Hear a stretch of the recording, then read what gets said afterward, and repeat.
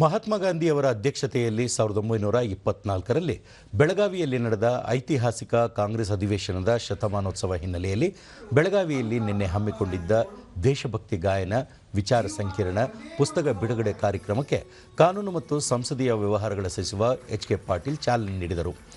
ವಿಧಾನ ಪರಿಷತ್ನ ಮಾಜಿ ಮುಖ್ಯ ಸಚೇತಕ ಮಹಂತೇಶ ಕವಟಗಿಮಠ, ನಾಗನೂರು ರುದ್ರಾಕ್ಷಿ ಮಠದ ಡಾಕ್ಟರ್ ಅಲ್ಲಮ್ಮ ಪ್ರಭು ಸ್ವಾಮೀಜಿ, ನಿವೃತ್ತ ಅಧೀಕ್ಷಕ ಅಭಿಯಂತರ ರಮೇಶ್ ಜಂಗಲ, ಭಾಗವತರು ಸಂಘಟನೆಯ ರೇವಣ ಸೇರಿದಂತೆ ಹಲವರು ಉಪಸ್ಥಿತರಿದ್ದರು.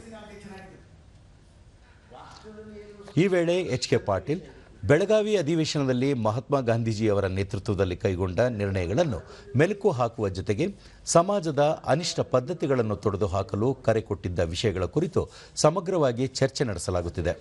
ಕರ್ನಾಟಕಕ್ಕೆ ಗಾಂಧೀಜಿ 120 ಬಾರಿ ಭೇಟಿ ನೀಡಿದ್ದರು ಎಂದು ಮಾಹಿತಿ ನೀಡಿದರು.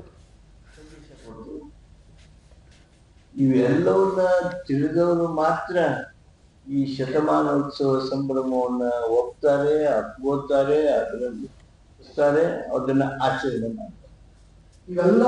ರುದ್ರಾಕ್ಷಿ ಮಠದ ಅಲ್ಲಮ್ಮ ಪ್ರಭು ಸ್ವಾಮೀಜಿ, ಗಾಂಧೀಜಿ ಅವರ ಸತ್ಯ, ಅಹಿಂಸೆ, ತ್ಯಾಗ ಹೋರಾಟ ಇಂದಿನ ಕಾಲಕ್ಕೆ ಆದರ್ಶವಾಗಬೇಕು ಎಂದು ಅವರು ಹೇಳಿದರು.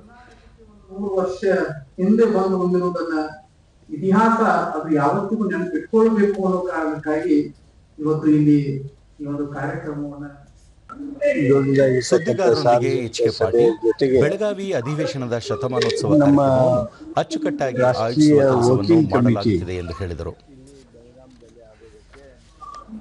ಈಗಾಗಲೇ ನಿಯೋಜಿಸಿದ್ದಾರೆ. ಒಟ್ಟು ಉದ್ದೇಶ 1924ರ ಕಾಂಗ್ರೆಸ್ ಅಧಿವೇಶನದ ಇತಿಹಾಸವನ್ನ ಮೆಲುಕು ಹಾಕೋದು.